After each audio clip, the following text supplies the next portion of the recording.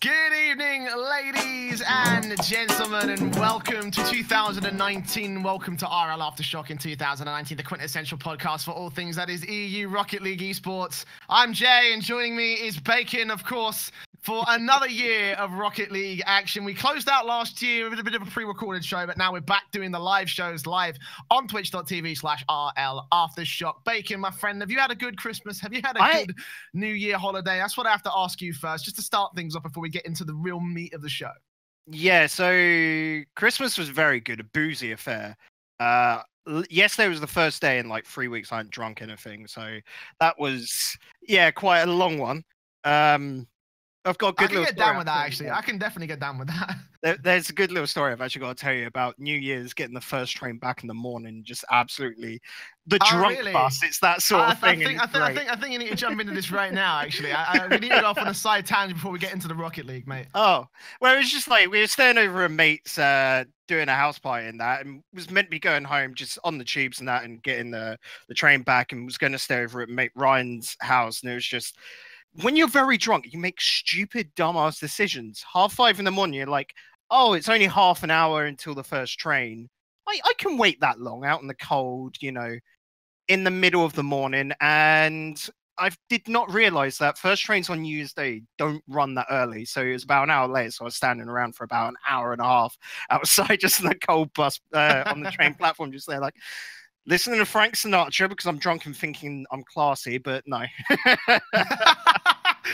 Didn't get home until like 9:30. Just walked through the door, straight to bed, slap down. So what, were you sitting on the platform that entire night? No, from like, 6:30 to about 7:30 in the morning. Okay. All right, fair play. All right, well, that's quite funny, actually. So, GG for you. At least you had a more sane, more sane New Year than I did. Like, everyone who knows me knows that I was just, like, drinking from the crack arse of dawn to the crack arse of dawn, like, every fucking day for 5 days. So, shout outs to Epic Land for hosting the Starfline events at New Year. Of course, if you're Epic not going 26 still, yeah. Epic 26 is coming up very, very soon. Of course, for those of you who don't know, actually, I'm just going to give a quick plug to them right now. You can buy tickets to Epic 26 in Kettering for February the 7th to February the 7th to the 10th. There's a Rocket League tournament going on. You bring your own PC. If we get 32 signups, the prize pool goes to £2,000. So if you're into EU Rocket League, if you're into UK Rocket League, get yourself a ticket. Go sign up for that tournament. It's going to be a fucking ball. I'm going to be there. I'm pretty sure Bacon's going to be there as well. We've got like a little bit of a group Discord with all the UK, most of the UK underdogs coming out to casting and the other things. Actually, on that note, don't even just come along for the Rocket League, because for me that was quite a minor part to it all. Like, it's cool to just have a tournament to play in, but the events they do, like, alongside it, like, I can remember Beat Saber, like, they're just Oculus Rift set up and a Beat Saber competition. That's another story I can tell you. Oh my god. They Save had that for a little. They had Beat Saber set up at Starfland. So every time I had any downtime, it was just fucking playing Through the Fire and the Flames. And it's like, I came out on the 1st of January, just like, oh fuck, I've heard all over. I can, no lie, when we finished up Epic 25, walked out into the hall, it was a competition. They were doing Barbie Girl as the song they were going along to. So you've got a lot of just random ass people just all doing the dance and that to Barbie Girl. It was the most peculiar thing ever, but beautiful at the same time. And I had to drive home. So I was just like, okay, I can't do that because I've got to socialize in that before, and then I've got to like drive home in half an hour. But this Epic Land, boy, am I doing Barbie Girl. You know that. I think we've actually got a different challenge. So, of course, make sure you get down to Epic Land. It's going to be a fucking fun time. But we're not here to talk about lands in the UK. We're here to talk about fucking Rocket League. And holy shit, Bacon, there's so much stuff. There's so much stuff to talk about. Christmas break was good. It's funny, right? Because we recorded the last episode of the podcast a few days before we actually put it live on Christmas Eve. And literally the day after we recorded that episode, news broke. So already it was outdated and already shit was going down. We had so much stuff happen in the off season, have so much stuff happen in the Christmas and winter break. I'm absolutely stunned the Rocket League is still going. Like, oh my God. But we're going to break down some of these news stories for you because there is a ton of stuff to talk about. And we'll start with some really, really good news. The latest story that broke is, of course, We Dem Girls have finally fucking finally been signed. And of course, for all people that signed them, it was Team Solo Mid. Now, we were speculating a lot about who was signing them. No, we had ideas that maybe it would be Team Liquid, for example, that would pick them up. That was I the had rumor no that idea. I got, yeah. That was the rumor. That was the rumor that we caught. I honestly had no idea because we had heard things about Liquid. I heard conflicting things behind the scenes. But holy shit, this is absolutely massive, Bacon. Well, yeah, you think of it now. I'm just literally going to quickly look at just Twitter followers, base it off of that, but Liquid, not Liquid, sorry, TSM coming in is the new biggest org in Rocket League. Taking over, I'd say Cloud9 has got a lot more heritage, I want to put to it, but TSM are just, they always win. It's just what TSM does, ain't it? So then coming in... Unless it's League of Legends or Worlds, so, whatever. But them coming in is a massive boost, and pretty much, like I said, the biggest org from rumours as well, the highest paid org now. Remco, he's a smart lad. We'll always say it. Don't like him as like a personality as that such, because he's a cocky asshole, but that's good for entertainment purposes anyway. You've got to have those bad boys. It's a bit like why people didn't like Pashy in the early days, but he is a smart lad nonetheless, and knew like the patience would pay off. And TSM, you couldn't actually pick up a bigger org, I think, like not off the top of my head anyway. No, I can't really think of one myself, honestly. Like, TSM was the roster, was sort of like the name that kind of brought me into esports way back when. I still remember when I was, taking my TSM FaZe. Steps. That sort of FaZe would be the only other one I could see. FaZe were part of my Call of Duty phase, and when I started getting into low-level competitive League of Legends back in 2012, TSM were like the big motherfuckers. So that's like the kind of history we're talking about with TSM. They have been massive for a very, very long time, and for We Dem Girls as well. My God, like what a relief this must be after like months and months of turmoil and trying their best to stay alive as a mixed team, completely unorganized, completely, with no sort of no salaries, no backing, just these three guys playing Rocket League at a top level. They are the best team in the world right now, and then didn't have an organization up to this point. It's like a Christmas gift that's come a few days too late for them. And fucking hell, man, I'm so happy about this. Yeah, you got to think, going from Envy, so again, a good name, but just not willing to put the money in. Remco just being there like, nope, we drop it. We want the money. And don't get me wrong, he's probably had to have, how long has it been? About 8 months where they were orgless, essentially, without a bit of funding behind them. Of course, they're just living off earnings, and they've earned a lot this year. Oh, yeah. It just shows, like, as long as you're not greedy with money, just keep putting the grind in, the work ethic will pay off. And that's a great thing to see from these lads. Of course, man. Again, it really does sort of like, it is the highlight of the grind in Rocket League right now. Like, these guys have fucking earned their spot. So congratulations to them. Welcome TSM to Rocket League. We hope to see you here for a very, very long time. Just for our sake more than anything else. Again, it's a massive name to have. They are the biggest organization that now exists in Rocket League. And again, we wish them the best of luck for RLCS, which is coming up very, very soon. Plus the DreamHack Pro Circuit, which I'm pretty sure they'll also be competing in and probably get invited to it. And possibly maybe the WSOE event. We're gonna this. Oh God. Who knows about that event? Let's just jump right onto that and just basically go, who the hell knows? Because one, the qualifiers should have already been done. I think it was meant to be this weekend, just gone, if I remember the Smash pages early, and then they took those Smash pages down. Nothing has been said since. And the only thing we literally have to go on this is Liquipedia with its, and this is going to become a meme across this year, inside sources. What is it? I don't get an inside source in Liquipedia. It's just... It's like me just saying, oh, I heard a friend say it. That's an inside source because he heard it from a friend. No.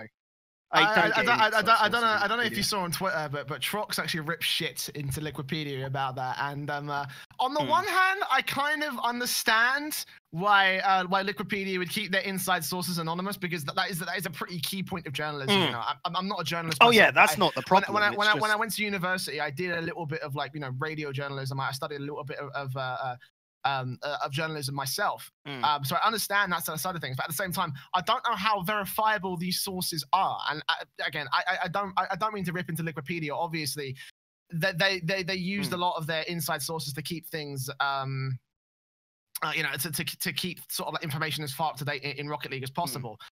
For example, I had no idea what the slot distribution was for this event, but now we know there's 10 slots, 2 invites for NA, 2 invites for EU, an invite for OCE in South America each, and 2 slots allocated to an EU and an LA qualifier.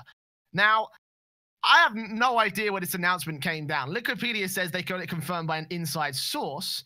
But I think this highlights a bigger problem with WSOE. Like, what the fuck is actually going on? Like, no one actually knows what's happening with this tournament. This all started off because can you remember back about the Keemstar thing? And there was the whole mention of come along in January. So we knew an event was happening late in Vegas in January, late January anyway, back then. And it was just like, okay, but we haven't heard anything of it. I think Sonic's probably got a little bit upset about this announcement, I'd imagine, and who knows? This could be maybe Silence. Can I just backtrack real quick? Because it wasn't actually announced by WSOE. It was leaked by one of their presenters, and they were like, "Oh yeah, we're gonna have this thing on a varsity jacket. We've got our PUBG thing. We've got our Fortnite thing, and next event we're gonna do is Rocket League." And then all of Reddit freaked the fuck out. Yeah. Everyone in Rocket League freaked the fuck out. Like, nothing was announced, and this is the key thing of the problem right now, is the fact that nothing has actually been officiated. We don't actually know for certain. I'm literally going through the WSOE Twitter right now, right? Nothing. There is nothing. Nothing. All the posts about Smash Page have been taken down. This has been taken down. To me, I look at this and go, that's a cancelled event, which if you have been getting talent in, the Wikipedia page is up and, there's enough to go about on it. This is just worrying for me on a case of like, management and logistics between everyone and how it's going to run. Because if with what they've said about qualifiers, which, were in tweets, they did put it out, qualifiers meant to be let me just quickly go. I think it's like next week or something where the qualifiers are meant to be. Something like that, yeah. No, you can't put like an announcement out a week before and basically go, okay, this is happening at the end of the month. Like, the only events that works with is the Renegade Cups. Like, that is the maximum sort of like level that's acceptable for. But that's because you've got a community that's so passionate and can churn that around in time. When you're going on what isn't a major event, you can't do that. It's just not possible. Yeah, unfortunately, it has been a bit of a car crash, this whole fucking thing. Like, like the Smash pages came up and then people unearthed that from Smash GG and everyone was like, oh, EU qualifiers, and then they got taken down, and then now we don't know what's going on. We've only got inside sources. I can see Lucas is in the chat, by the way. Massive shout outs to you, buddy. Who is saying stay tuned about WSOE. So I don't think it's going to look like a cancelled event. Like, certainly it has been a bit of a shit show so far. But like, not the best way for tournament organizers to start things off in 2019, Especially when it's their first tournament, like the production company putting on a Rocket League tournament. It's their first one, and it's got a very rocky start, like to the point of like with the inside sources of Cloud9 and NRG being them, what is that based on? Because if I'm looking at that and going, like, why were they decided out of all the things? Because that's going to be what the teams are questioning as well. When you've got, let's just say, Evil Geniuses and G2 there, which I would say rightfully have the same amount of weight as NRG. Cloud9, understandable, top team NA, but those other two, they've got to be looking at it and going, why was NRG when they've had a pretty crap last season? So it'd be interesting. I don't know, maybe NRG have some ties in because they're very good at networking, those lads. That is what the org is great at, is being able to get in anywhere. And they're brilliant social media presence, but it's just interesting to see. I'd be more interested to see who the EU orgs get picked up. I'm assuming here Dignitas and I was about to say Weedham Girls, but TSM now. Oh, that's going to be strange. I can't wait to get used to it. But I've always said it, Vitality, you can always see they're quite good on their networking end of things. And as an EU org, they can get themselves into little things like that. Yeah, well, we'll have to see how the invites unfold. As of right now, we only see so much. The only really reliable source of information we have is, ironically, Liquipedia. So all we have to go off of is just this page right now. So can we just go through Liquipedia quickly now and just click that edit button and change inside source, just rumored source or something like that, and then I'm absolutely fine with all the info on Liquipedia. It's just inside source when. Especially with the transfer rumors, which we'll get to in a second. Should we? Yeah. It's always a case of before we get to all the transfers and shit. I do just want to say, right, that I am looking forward to this event, mostly because it is WSOE. Yeah. Like, I've watched all the WSOE events, even the fucking Fortnite one that went by this past was it weekend or so? I don't even remember. I don't even like Fortnite. I fucking hate Fortnite. But I actually had a lot of fun with this event. Like, I really enjoy what WSOE have done, right? And I feel like they could be a really, really big tournament organizer within the space, within the Rocket League space. So I'm looking forward to what event they're gonna have to put on, regardless of all the bollocks that's happened already, you know? Oh yeah, definitely. And Fortnite's not an easy game to run. Like organizing the Fortnite tournament. What is it? I think it was duos. Was it for their tournament? Yeah, it was. If I'm thinking back, like I can't remember. I think it's 80 players or whatever. So just duos. That's 40 teams you have to organize, and then like cut them down. That's fucking nuts. A LAN event. Like Jesus, impressive stuff. That's all we got to say. So having them on board to run events in Rocket League, admittedly, they're not going to be reoccurring Rocket League. They might be a once a year like E-League, but having them on board is always good for the whole landscape. Well, I mean, WSC in their first event actually ran a PUBG tournament as well. Mm-hmm. So they've had they jumped in the deep end. Yeah, they jumped in the deep end, like just doing fucking, they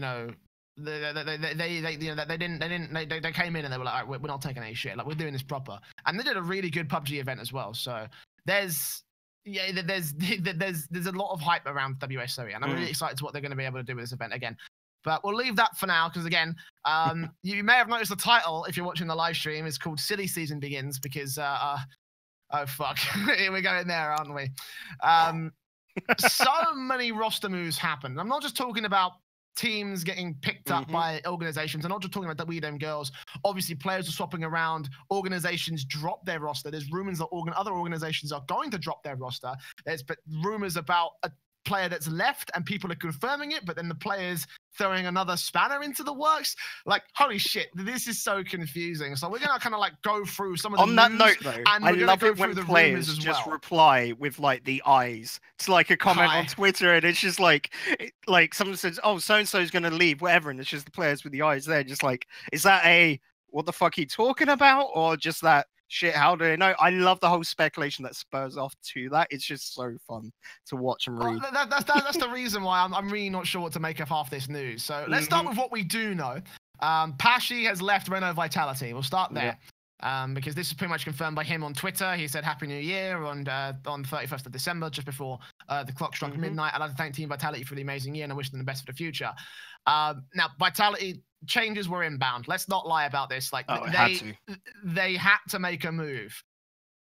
But I still don't think this is the right move. We speculated about this a little bit in like our penultimate or second penultimate show of 2018. We were like, when this rumor first came up, we were like, there are questions about this, and I certainly don't believe that this is the right move. And I still think that the weak element was Fairy Peak. Like, Fairy Peak was looking very, very bad throughout the Gfinity Elite Series and the RLCS.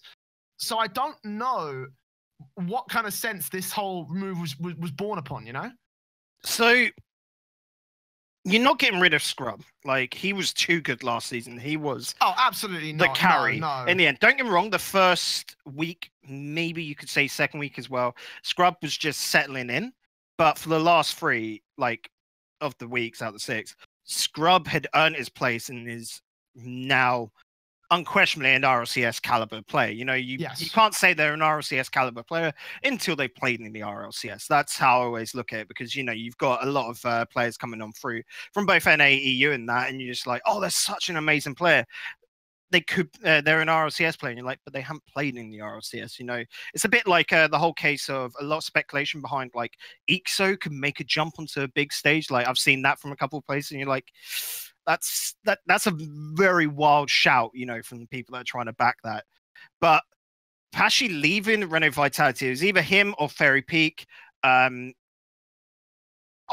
you remember when I said it originally about the whole bring K-Dop on is backing up the whole French part of Vitality, and they are a massive org in that regard where they just want French players. We're talking about, I think, when we were playing CS a couple weeks ago, and it was like, you look at Vitality, they're trying to push out the other teams in CS to be the best French org, and they're trying to build it up and basically grow it over time. They're very smart at how they do it, and their actual sponsorship deals are nuts on how they can do it. I mean, in terms of French CS, good fucking luck with that one. Like, oh my god. That's because everyone dicks each other over, so no one in the French scene wants to play with each other in Counter-Strike, but that's a podcast for another podcast, basically. Even so, like, the team composition doesn't kind of make sense to me. Like, I'm looking at this, and I just still think that this was not the right move. I still like, to me, it looks like they did this to try and prop up Fairy Peak. Which, fair enough, getting themselves getting themselves a bit more of a supportive element to try and prop up their main striker. That's fair enough, but I think it's sort of something that's just going in vain more than anything else. It's more like a move that's going in vain because they've lost what is essentially their in-game leader. That's going to throw things completely out of whack, in my opinion. See, that is my only worry because bring K-Dop and Fairy Peak, those two are nuts together. They're great friends. They've got great chemistry. And that's going to work. Like I said, K-Dop will now become the face of Vitality. If he joins Vitality, we're talking as if it's a done deal because it's pretty much rumored to be. But, you can't... We have our inside sources. You can't say anything till it's 100% done, but it makes perfect sense, all of that. And Scrub... he's got to go from what he did last season and then do near enough half of what Pashi's job was as well, because the other half will be K-Dop, and then K-Dop will also be doing a lot of attacking. Like he's almost like a long midfield striker in that sort of sense, where he just puts on massive hits onto net, and then hopefully a couple of them will break through, but it's going to be Fairy Peak that has to do the intricate jobs. Scrub Killer, he's got to sort of quieten down, if that makes any sense. He's got to do like... he's got to out Cooksier in defense, if that makes any sense at all. Where he's got to just be basically a wall in front of net, but then also set up some massive plays downfield. And I think as well, it'd be naturally him that will turn to being a captain purely for a communication standpoint, because the other two's English isn't really at a high level to be able to do quick commands, I think. Even though they're both experienced players, I think Scrub will be the one thinking that out with Gregan and coming up with strategies and the likes, I mean, that's a hell of like a burden to put on a young player like Scrub. So I'm not sure how well that's going to work out, but I think that this next season, like, it's going to be crunch time for Fairy Peak. If he doesn't show up for this, there's no feasible way that Vitality can keep him on after this. Like, not. If I was the dude behind the Vitality roster, if I was the coach, this would be crunch time. Like, if you don't get your shit together now, if you aren't performing in the way that we expect you to perform, if you're not doing the insane shots that we saw back in summer of 2018, you're out. That's just the way. So I just see that fucking Vitality. Yeah, Vitality is an org as well. Whenever you look at them other esports, they're not afraid to cut a player after 6 months. Like, for a lot of esports and that's a bad thing, where you're quite easily there. Like, 6 months down the line, we're throwing you out. Like, that's not in some cases enough time to build up chemistry and stuff. But they're looking to try out loads of different things. They'll keep experimenting, and then they finally find the one thing that works, and bloody hell does it work, So who knows? Maybe it could be, fuck it, next season of RLCS, and not season 7, but season 8, they drop Scrub Killer because he hasn't been able to take the burden, and then they just go with a fully French side, and finally Mount gets his chance to play RLCS, something like that, because those three always play together. If they do drop Scrub, I mean, this is like future speculation for a whole other podcast. Like, holy fuck, that's like that's like value. This is looking into the pit. This is what that is, because you can't see anything. It's that far in advance. Like, it's dumb to really look. But this is basically me saying, down the line, no one has a fucking idea what would happen, and it's just purely because Rocket League is on a very short-term basis with the whole landscape of stuff, you know.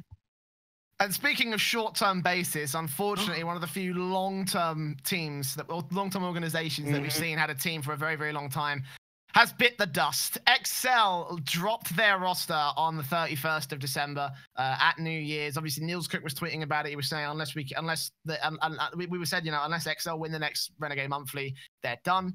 And it got officiated by Niels Cook on New Year's Eve. So they're out.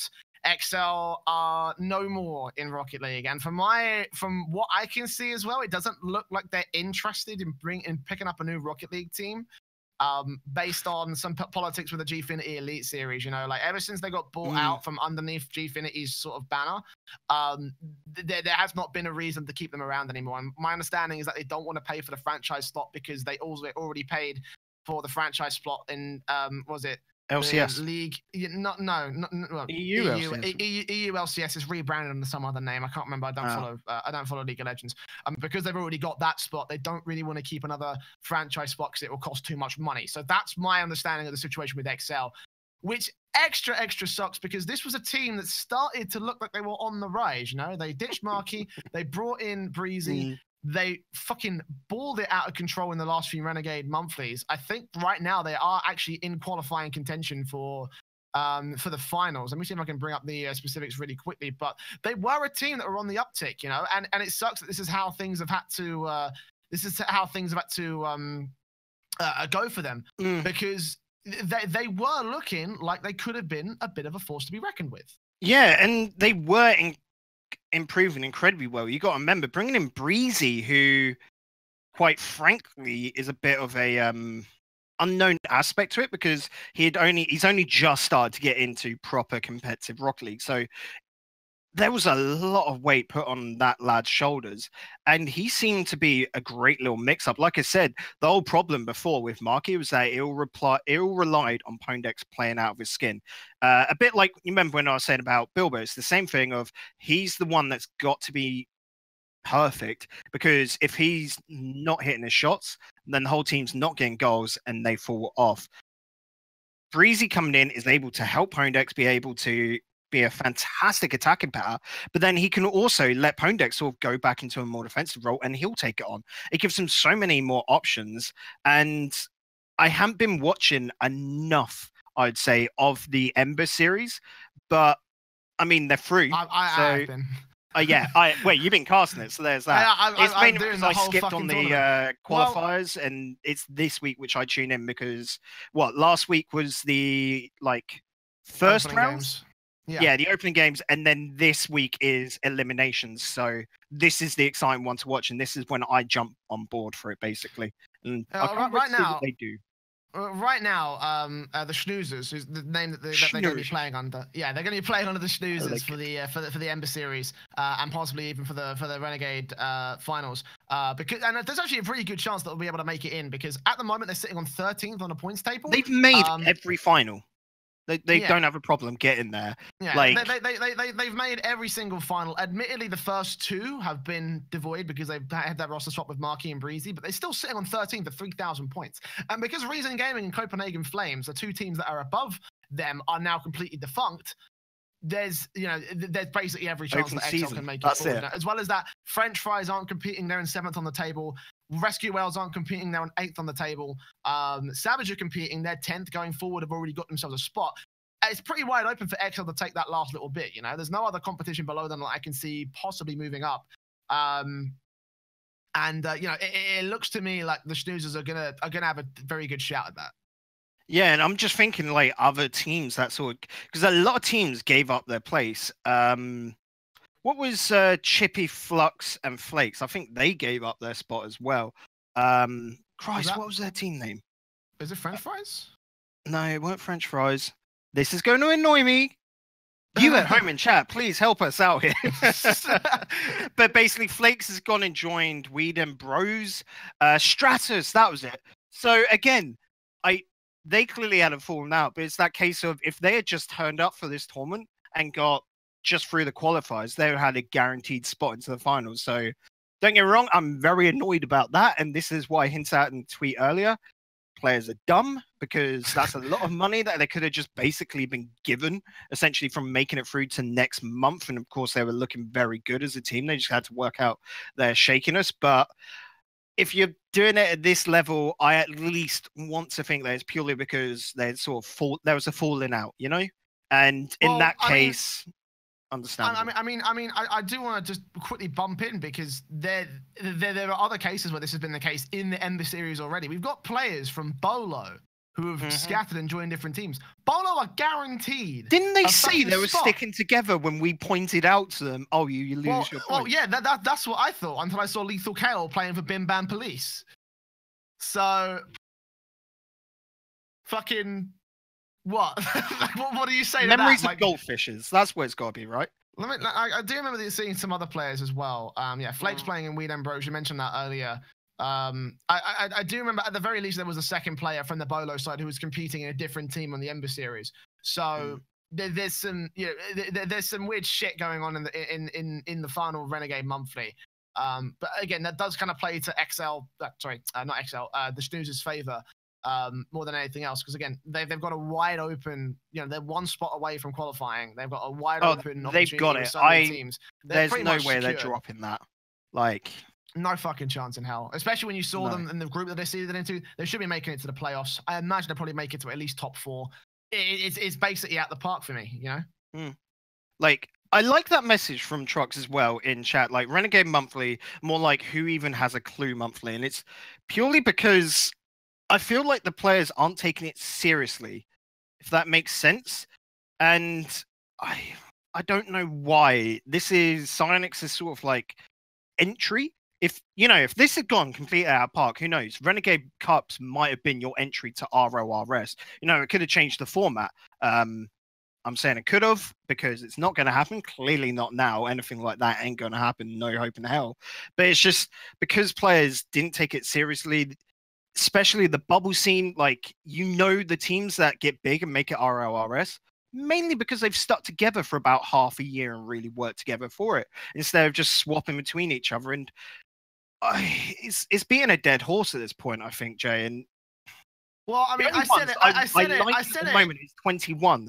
Zedo, I love the lad. He's been working out, with 21 for ages by Matos and Ghostfire, but they're too inconsistent and they keep flipping and flopping all over the place. It's weird. Well, I said it back during, what was it, the Autumn Open, I believe it was? Mm-hmm. Yeah, I said it back during the Autumn Open. I was like, look, if you can't be able to turn up and play for your fucking tournaments, then they're going to disappear. So you're going to get everything that you're asking for, this is your own fault at the end of the day. This is what we're saying. Players are stupid. And this is fucking stupid. This should not be happening. Psyonix have given the perfect opportunity for the underbelly of grassroots esport, of grassroots Rocket League in esports, in esports, both NA and EU, to grow. But no one has taken it seriously. And I understand that there's an instability level, which probably might have to account for it a little bit more than anything else. But still, if you're this close, if you're Bolo right now, you'd probably stick together. You'd probably be saying, right, fuck it, we're going to do this. If you're French Fries or Rescue Whales, which I think there's a little bit more of a complicated error around them, but regardless, the point still stands. You would stick and you'd be like, right, we're going to do this. We're going to buckle down. We're basically shoo-ins almost for the next monthly. As long as we qualify, for the finals. As long as we qualify for this next monthly, we're in the clear. And again, for those two teams in particular, there's a little bit more of a complicated argument against them. But even so, again, Bolo, there's no excuse. No excuse. Yeah. Before we actually leave the whole subject of the Ember Series and revisit it later, though, can I just say, we couldn't say it in the last podcast because, of course, it hadn't been announced yet, but Copenhagen Flames coming on to do it. No one saw that coming, did they, really? And, we saw it a couple of weeks in advance because being in Discord and all that, but it was just, it's quite cool to see. I got the offer way before the announcement came out, so... It was just like, yeah, it was quite cool. Just basically being able, the same with Veritas, where other orgs are coming into EU and basically putting off some great tournaments so far. So I'm loving that there is a wide landscape, and I'm hoping this would spur Copenhagen Flames to put on future tournaments, because that's really what EU needs at the moment, I think, is just more big tournaments of this level once a month or maybe twice to near enough just get teams to bloody stay together, because they've got better chances of winning tournaments at that rate. Yeah, well, let's move on. Again, we've got more of the Ember Series coming up a little bit later on in the show as we close out with our tournament results. So we'll just move on with the last couple of bits of our news in particular. We've got some more roster swaps in particular. Obviously, as I was saying to you, Bacon, the other day, or early today, I should say, 2 days after we recorded our Christmas special, our Christmas Eve special look back at 2018 sort of episode, we had the announcement come through that Tylacto was leaving the secret side. So Flame and Freaky are now looking for a third. Tylacto has decided that it's not going to happen. This tweet actually throws up a few different sort of connotations. I'm going to read it out for quotes just for the sake of the audio version. After some delay, it's been made final to me that I will no longer be playing alongside Flame and Freaky. I can only blame myself as to how easily times could have been so different. Had highs, lows, and plenty of laughs. Wishing you the best of luck going forwards. And yeah, this is certainly a bit of a downer more than anything else, because it does come in the wake of Secret's sort of capitulation in the RLRS due to 2 fucking results. I stand by that format is not sufficient for the second highest level of Rocket League esports. Like the fucking RLCS is not sufficient for the highest level of Rocket League esports. And it saddens me because this is actually a really good player who's been synonymous with the Secret brand having to leave because of what I can only suspect is 2 fucking results. Yeah, so it was just 2 losses that near enough put them straight down. 1 loss technically, and they would have been in the top 2 as it is. I'm just looking at Twitch chat and giggling away to myself. For Tylacto to leave Secret, from what I could tell, I mean, he's probably just lurking in chat listening on him. He is. I'm pretty sure I saw that earlier. It seemed like it was a money thing. Like Secret looking to reduce wages, essentially, which is understandable because they're having to cover their costs and all that sort of jazz. Probably on maybe a short-term contract, waiting until, and see what happens with these org items coming later this year and then renegotiate a contract then. But maybe it's just a case of Tylacto valuing himself more and his teammates, they're just happy to take the money and, continue with university degrees or whatever. And in the meantime, I can't say anything for sure, but Tylacto on the out is a weird one for me because he's always been at this sort of like level. And I don't know who would pick him up for RORS next season, because I don't think I've seen him sign up with any teams because he's sticking with Team Secret for the Renegade Cup, and then he's out after that, So I don't know where he would go because we haven't had a chance to see him because Gfinity's on a little bit of a break at the moment. It's their off season. I'm talking about the Winter Online series, where that's generally where teams are formed and train up. So up until I'd imagine signups for RLRS, this is going to be a bit of a question mark to what is Tylacto going to do. Yeah, certainly, just sort of like taking a look at the current lineups that need a third player. Like, I'm not really sure where he fits in among the rest of the Rocket League scene. And something I also do hope as well that Tylacto will actually stick around for the Renegade Cup. I think he confirmed he's doing that. So I haven't seen that as of yet. I mean, maybe he can confirm for us right now. Again, I know he's in the chat. Might be listening. Well, by the rules, if they dropped him, they would lose their spot, and I don't think the org would do that as a. Yeah, I do hope that they are sticking together because they did qualify in the second monthly, so I'm pretty sure that they've gonna that they've gone and that they're gonna stick around for that much at least. I hope they do. They'll just pay him a one-off for his appearance in the finals. It'd be that case. Yeah. Well. Again. Okay. So Tylacto is confirming they have to play. All right. Fair play. Yeah, again, I don't know how I feel about this because it does feel like it is just down to that promotion. It feels like it was just down to that one small that one small blip on the radar for Secret. And I was of the belief that, like, look, if they stuck it together for another season, they probably would have been able to make it into the RLCS. Unless another fucking mad super team savage level plow straight through the entire bubble scene, straight through the entire RLRS, and almost through Red Reserve as well, goes fucking ham in the next season. Like, for me, unless something like that happened, like, Secret probably should have been promoted next season. Well, that was pretty much it. They'd be looking at it because this is pretty much going to just fall into. It's not the next topic we have written down, but it was something I wanted to bring up. Was the whole case between Mouse and Complexity. Mouse looking very shaky at the moment. I think who put it in general chat? Hey, funny enough, it was Tylacto. Put it in Mouse's. Thanks for your contributions to they've been on a loss streak. Buddy. Complexity being very questionable because, you know, the whole rumor of a lot moving to Mouse. Magnus maybe taking the spot at Secret or something like that. That then leaves a dead roster. Complexity has to drop out. They give up their team, which I'm sure then if it's a team that's not going to work, they wouldn't be too bad with the mutual breaking of a contract. You know, Greasy could then join a roster, and he's a good enough player to make a sweep straight through. But who the hell does he join to do that sweep? It's weird times in RLRS and, like I said, with Mouse RLCS. But Mouse, if they do pick up a very good player, they could have a very solid run this year. But yeah, Complexity looking a little bit shaky in what their future is. The same for Fnatic as well.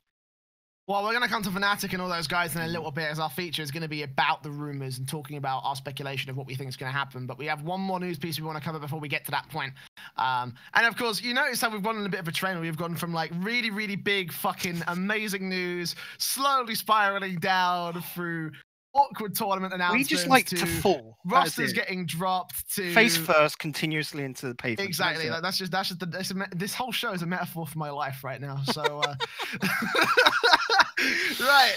Let's talk about the shit show that has been Epsilon. Holy fucking hell. Right.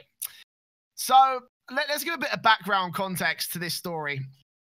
So prior to this announcement coming through from Cheerio, we were talking. We had some sort of like information about Epsilon players leaving their organization because of various issues within the Epsilon organization. Mostly it was the Fortnite players. I remember saying mostly coming out and saying, look, we're not getting paid. We're not getting we're not getting our dues. We're not having any of our we're not getting what we should be owed, basically. And initially it seemed like it was just that sort of subsection, and another team came out and said that they were that they were gonna fucking do this. And I was originally going to put this in the show because I was like, this actually might affect one of the EU teams in the Elite Series. But then this announcement came out. I was like, yeah, we're definitely covering this now. Cheerio, and it did affect one of the teams. Yeah, it definitely did affect one of the teams. Cheerio tweets, so I am no longer a part of Epsilon as they haven't paid me what they owe. I have also decided to part ways with Bilbo and Sevenam. I wish them the best of luck in future.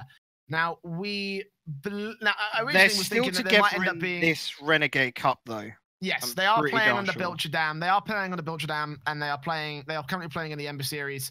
I think they are pretty much secure at this point for for a spot. They are very, very high up in the rankings. So where do we let's talk about the actual issues themselves. Now, I mean, for the roster itself, changes were probably abound for Epsilon this season. But I don't think anyone was really wanting this outcome. The fact that change was forced over the fact that there is no fucking pay for this team. You know, there was concerns, but then there's a level of poor Cheerio and poor Sebadam, who are part of Ares prior to this. The almighty shit show that was Ares, not getting paid for their time in Ares, and now not getting paid for their time in Epsilon. Like, I remember we talked about this on the Christmas episode. We talked about this. We was like, thank God they have a good home now. And then this shit comes out. Like, what the fuck? So, okay, so my thought of this is, I'm actually going to probably be quite controversial and put down as part of the blame is actually on the players themselves, because it had probably been in their contract. You see it all the time. Don't get me wrong, they're shitty contracts nonetheless, but when you're talking business, it happens. And they would get paid if they meet expectations, meet targets. This is very common. And if you see that, for me, as someone that's seen this hit so many people, that is a red fucking flag. And you go, no, I'm not part of that. I'll take, a wage hit just to basically make sure I secure a wage. That's what a lot of players, when they see it, do. So for me, this is pretty much bad business practice. So it's still shitty of the org, but when it's all money, when it's livelihoods, jobs, and then all that jazz, it's understandable. So it comes from both sides. The Epsilon players should have signed a better contract, got a better deal with it. But because you got to think at the same time they're getting paid for going to Gfinity, which is up in their profile. That's good there, but it's not me trying to defend Epsilon as such, but give an opposite side. It's being devil's advocate, ain't it? Really, but yeah, this was something that we did not see. Honestly, I'd love to see the details of that contract. There's probably an NDA this clause there, but at this point, if you're getting, it probably would be illegal. But if anyone wants to leak that shit to us, I'd be happy to. I'd be happy to leak it to another independent reporter. Just we'll create a little paper trail. Yeah. I'm not going to say who just for the sake of it, but. This is something that's actually come up a couple times throughout Epsilon's history. And Epsilon are a bit of a known organization throughout the course of prior esports. In particular, Counter-Strike is one of them. And I remember back during the glory days of Source and Global Offensive, they were a pretty big team, but they didn't come into the same sort of level of investment that some of the other Swedish organizations and teams around their sort of level did. Unfortunately, that means that in the modern day era of esports, they are fucking struggling. And as the case in point right here, they probably did have a piece in the contract that said, you're not going to get paid unless you do this. You're not going to get paid unless you do that, which is a very scummy thing to fucking do. There's what's appropriate in the eyes of the law, and there's what's appropriate in the eyes of morals. And if you gave them that fucking contract, fuck you, absolutely fuck you. I don't even think that's defensible in my opinion. No, I mean give context and give some sort of ideology as to why it happened, sure, but I don't have to agree with it, and I certainly don't agree with it if that's the case.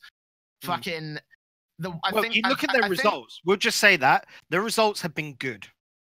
You cannot deny that at all. Oh yeah, fucking semi-finals of the Elite Series is a big push compared to the other orgs there.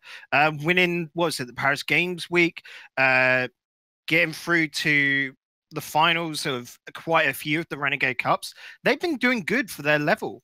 It is just, like I said, it is probably ambiguous targets, where it's just basically, if you don't reach expectations, don't reach targets, you won't be paid. Thus, nothing is actually written as to what the target is, and that is what you see quite often. Yeah, that's the thing as well, by the way, about these scrupulous contracts, is the fact that they make it really, really vague to the point where you can't argue your way out of a situation like that. And that's what's fucking concerned me more than anything else about this whole thing, is the fact that they have been put in a situation where the contract is extremely vague. And again, that's an extremely fucking shitty thing to do with Epsilon. And to be honest, I think we probably should have approached this, just looking back in retrospect from the rest of the community, we probably should have approached this with a bit more caution. Because Epsilon used to have a Counter-Strike team, or they still do have a Counter-Strike team. But they had a player on it, and I've brought him up in the past, a guy called Smooya, currently playing for a different team called BIG, the Berlin International Gaming Squad. And he got into roster hell right there. He got into contract hell in particular. He was put on the bench despite being one of the top performers in his team. There were some arguments you can make around it, but contract abuse is something that Epsilon don't seem to have.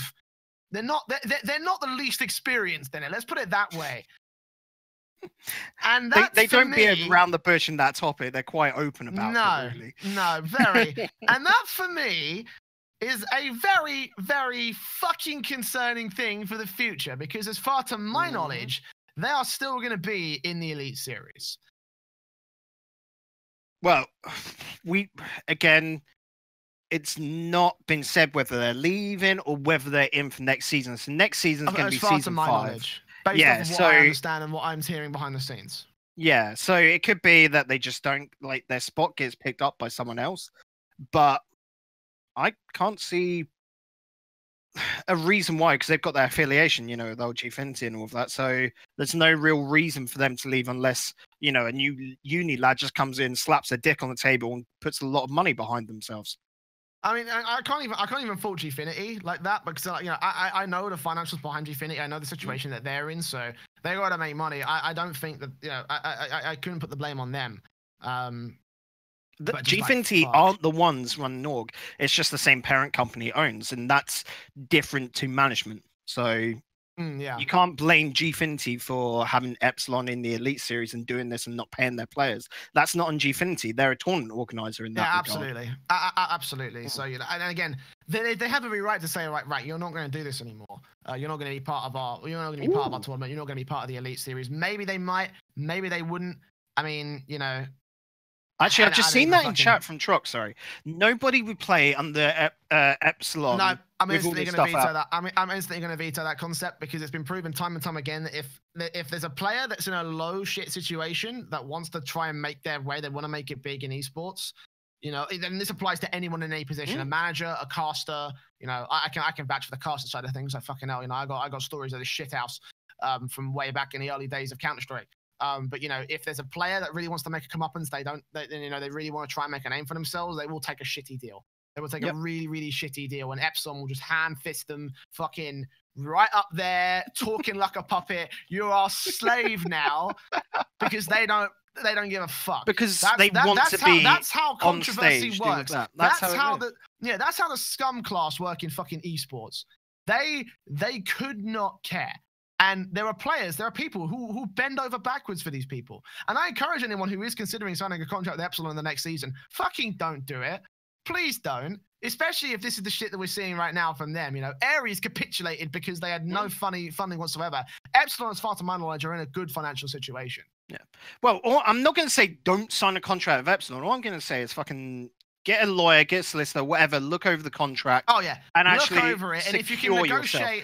That is the same comment I'll say with anyone going on to any team. If there's money involved, fucking get someone to look over it. Even if it's like, oh, you've got a family friend who's a lawyer, just get them to fucking look over it for 10 minutes. It's the least you can do when it is your future. It's your potential career, you know? It's just dumb as balls otherwise. Absolutely. Like, you know, if you're a player that is looking at sign with Epsilon, read over it. Like, you know, I got screwed by this in my early career. Like, you know, read over your contract. Read over every single fucking clause and every word of the clause. If you don't understand it, fucking Google it, or go to a lawyer, go to a solicitor, say, look, can you look over this? It cost you about £300. And in the grand scheme of esports, that's a fucking drop in the ocean. You know, it's a drop in the ocean. There is nothing other than, you know, there is nothing that can match that kind of value, right? £300, if you have it. I mean, I know everyone's in a shit situation. I know that that's kind of bad, but, you know, even reach out to casters. Fucking reach out to Cloudfield. Reach out to me. I've seen contracts in the past. You know, I've seen what Counter-Strike can produce, and Counter-Strike produces some proper shit in terms of player contracts. So just reach out. Say anyone you trust, anyone you think might be able to help you, reach out to them and say, can you read over this contract? Because on that note as well, because you know because you can get absolutely arse fucked. You can get absolutely arse fucked, and they're not going to give a shit.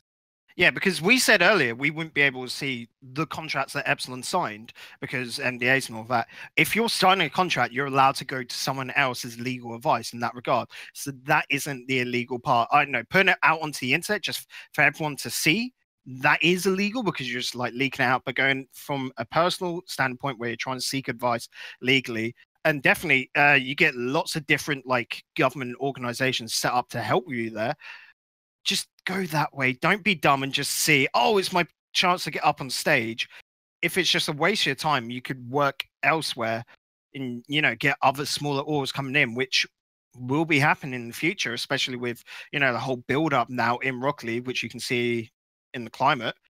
Just make sure that you're protected and you've got good shit going on. I mean, Jesus. It's like actually, no, we're talking about, you know, the Renegade Cup finals next month. I've just looked. including the three, confirmed already earned their spot teams: Red Reserve, Secret, and Method. Sebdam, Chiri, and Bilbo. Chibdam. That's going to be so hard if I can say. Mcon, Bolo, which is now not included because they gave up their spot, with the transfer, and Going Forward Gaming are confirmed for the final. So 4 teams are already confirmed purely with points. And I say that about Bolo, but technically not, because that team they can reform together and play under their old team because they've already earned it. So, Jesus, that's a weird mixed up state at the moment. It's pretty much they've got their spots because everyone else dropped out. Bloody hell. I think, all right, well, before we move on, I just want to end off with a little thing about the Epsilon situation. I'm just going to say right now, a little quote from our good friend Jorby, who used to run the, do you remember the Rocket Talk podcast? Yep. Or was it the Talk Back podcast, wasn't it, for Rocket? Yeah, the Talk Back with Think it was, wasn't it? Yeah, and they had a thing about, was it Denial? I remember Denial, or I can't remember, but basically there's a little quote from him that I just want to say. Pay your fucking players. Just straight up, right? Like, again, I don't care what the specifics are. Be the moral arbiter in this scene. Be the moral arbiter in esports, because there are very few people that will do that. Very few people in my experience. I don't know. I can only think of a couple names off the top of my head who have helped me in a shit situation. Like 2 or 3 people at best. Like, that's it. No one wants to be the moral arbiter because there's money to be made. There's money to be made. Who gives a fuck who's going to get screwed? So pay your fucking players. Pay your fucking players. Right. Let's move on to some rumors. Oh, Jesus. It's the inside source thing. Right. So today's feature is going to be all about the rumor roundup. Obviously, there's loads that went down over the course in terms of roster moves individually, but rosters themselves are not quite sorted out. So we've got a little graphic right here from our good friends over at Liquipedia with their inside sources. Plenty of inside sources apparently to discuss. And you can see there's a lot of shit to talk about. You can ignore the ones of Canada and North America. Fuck those guys. I don't care about them. Although, Lucas, if you want to put a filter in for EU and North American roster rumors, that'll be much appreciated. So if anyone from Liquipedia is listening, much love to you. So a lot of stuff happened. A lot of things came out. A lot of things were speculated, and a lot of shit sort of was sort of leaked through various inside sources. I don't know about you, Bacon. I feel like we're the inside sources in some of these cases because these so happen to crop up as soon as we broadcast about our RLAfterShock. Yeah. Don't get me wrong. Like, if I say a rumor, that is not an inside source. It's just basically people have said. Like, there's weird little things of. You haven't seen the latest rumors. One is added to the top of that. Drip A to Evil Geniuses. Oh my god, yeah, like fucking hell. That wouldn't happen because of how RLCS works. My camera's just dropped out again. It will come back. For whatever reason. I don't know. I should be back now. There we go. But that wouldn't work because it was it's the whole thing of, can you remember back in season 1, Flipside tried to get, I think it was Cooks, over to EU to play on the Flipside, and that wouldn't happen because you can't have a player from a different region. They've got very select countries that can play in. It's what was it, season 3 of RLCS? Calno's got through because they beat out Red Eye and another team because whoever it was, I think it was Attaches from Morocco, which isn't Europe, so their team got DQ'd. It's just that sort of climate. So if that happens, it's purely because Psyonix have changed their ruling on that. But rumors are silly. Silly season. I like it. Well, that's what we're here to discuss. The silliness of some of these rumors. But again, I just want to make a point right there. You know when we were talking about complexity, and you first brought to the fold is like, oh yeah, I think complexity are gonna capitulate, and then suddenly the roster moves for Greasy. Or you said, no, sorry, it was a lot to mouse sports, and you said, oh yeah, a lot are going to mouse sports. As soon as you said that fucking cropped up on the Liquipedia. I love it. It's fantastic. We are the inside sources. There you go, ladies and gentlemen. We are revealing all sorts of secrets about Rocket League and the EEC right here on RLAfterShock. But in all seriousness, let's actually discuss some of these, and we'll start from the earliest rumors at the bottom. Fnatic in particular is what we're going to be talking about. So initial rumors in December suggested that Mummy Snow was going out. Since then, it's come about that Fnatic might just drop the whole team. And to be honest, that doesn't surprise me. That doesn't surprise me at all. Unless they pick up a different team, because Fnatic are pretty much, I think, still locked into Gfinity. So they're going to want an RS team. And Probably CS. Yeah, it's basically that case of, if, you know, it's Fnatic. They're not going to want some half-beat team, a bit like what Envy did for their last season, where they just let players come together because they're, you know, they don't care. It's a couple of weeks, and they're just happy to keep it going and just put them, like, not really. They don't even do any social media presence about it at all. So this is completely different. Fnatic at the moment, like, you've seen Snaski and Maestro on so much of their merch, near enough, because they're poster boys. So I can't see Snaski and Maestro sort of being let go because they're still in RLRS. If they drop from RLRS, then yeah, Fnatic would let them just go out the door, essentially. But in this one, it's got to be Mummy Snow's the only potential leaver, unless one of the other two gets picked up by another org. A certain rodenty team is in question here. Maestro did some trials with Mouse from they did online tournaments, if you want to call that a trial. You know, I still fucking waving the Greg's fucking cup around. You tried one of those. You tried one of those vegan sausage rolls, yeah, bacon. No, fucking. Could you get into the shop after the protest of all the angry meat eaters? Just Ben in the background and mega lol vegans, like, just no, makes me die. Let's not talk. Back to Rocket League. Back to Rocket League. Fucking yeah. Which makes me die inside completely differently. But yeah, that's a roster move that. Yeah, Fnatic aren't going anywhere unless, like, I don't know, they just disband because they get rid of Mummy Snow, and then on the last day, Maestro gets picked up by Mouse, and it's like, oh shit, we've made a mistake. And yeah, Snaski can't, like, you know, the team has just dropped out of it, and yeah, that's pretty much it. Unless a big fuck up happens. It's not happening. Well, they can get paid every time we speak about Greg's. No. But if they do want to pay for the broadcast. Now sponsored by Greg's. People are a hell of a fucking waste of money. Like, holy shit. Mate, I like Greg's. I'm not gonna. But the thing about Fnatic, right, is that while I can see this coming through, I can also see in a world where it doesn't happen. Like, they've had a disappointing RLCS and RLRS run as of late. You know, like, again, they're an RLRS team. They're not an RLCS team. They're in RLRS, and for Fnatic, I seem like Fnatic, that's not good enough. At the end of the day, like, that's just the fact of the matter. Fnatic are an insane name, an insane brand of in esports. You know that you think Fnatic, you think amazing, like, levels of greatness. Like, they had one of the best CS:GO teams, the best team. I think arguably, well, not quite arguably, but arguably the second best we've ever had in Counter-Strike Global Offensive, and one of the three main errors we've had in Counter-Strike as a whole. You know, like. Fnatic are known for greatness, you know, and as well as that, their League of Legends success, their previous success in other video games. Like, the reason why I saw Fnatic initially, and I was like, yeah, this isn't quite as good as we would have wanted to see out of them. That's because it really is the case. Like, you know, Fnatic have capitulated. Fnatic is still 2/3 of the leftovers. Like, leftovers were nuts, and then they just and then they signed to Fnatic. Yep.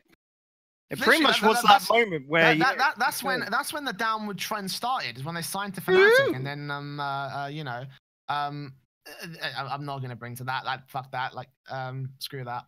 This is not. Oh shit! It did go through. Nice, finally. Chicago is on G2. It is confirmed. This is supposed to be an EU podcast, Bacon. I don't care, because that's still big fucking news. It's the start of NA's the bigger shitstorm than EU this transfer season. We have to admit that, because I mean, we got a pretty big shitstorm, as you can see, but like there's more. I think next time I'm gonna have to invest into an RLAfterShock format, Bacon, which is gonna get it's like, oh, we'll sell off the rights to someone else, rival, their content creation team. That's it. Give us a call. Calling Vodable. Oh, fucking hell. Like, we don't give a shit today, I swear to God. But let's not get sidetracked. Let's come back to Fnatic. And it is Chronovi that's dropping out. Oh, wow. Holy crap. I actually did not expect that. Oh, he's the problem child from it all. I've always said he can't live up to it, but he'll still be a streamer because why not? He'll be their sub and streamer. It makes perfect sense. And Miho's going somewhere else. That's going to be a big one. But back to the EU. Sorry for sidetracking us. Yeah, massive fucking sidetrack, Bacon. Yeah, holy shit. Right, so Fnatic. Where was we talking about Fnatic before we got sidetracked? Oh yeah, yeah. The RLRS was not a very good sort of like. The RLRS demotion was not a very good sign for them. They did do one at the Gfinity Elite Series though, so I still think there's like a little bit of fucking leeway for Fnatic. I still think there's a little bit of sort of like, okay, this is probably not as likely as everyone's making it out to be. You know, like Liquipedia put it down as a very likely move. I don't think it's as likely as that. I think it's I think it's a little bit lesser. What's the word? I'm not really sure. I don't want to say lesser likely because I said likely enough. But you know, I still think there's like a bit more of a chance that Fnatic will keep this roster. If not, they might end up staying together. You never know. Like I said, I think it was like 2-3 weeks ago. If Fnatic doesn't stick with their roster, it's because they picked up one of the teams in RLCS that have dropped their like players. I'm trying to think of it now, and I don't know if an org from EU RLCS is dropping their players. Off the top of my head, I can't think of any that would. So they could pick up Savage. That is it, but that's the only option there, you know? Yeah, I mean, to be honest, actually, I could see that coming down, to be honest. If they dropped their current roster and picked up Savage, that would be one hell of a fucking pickup. And I mean, I could speak to Broken and see if I can prod him for some information.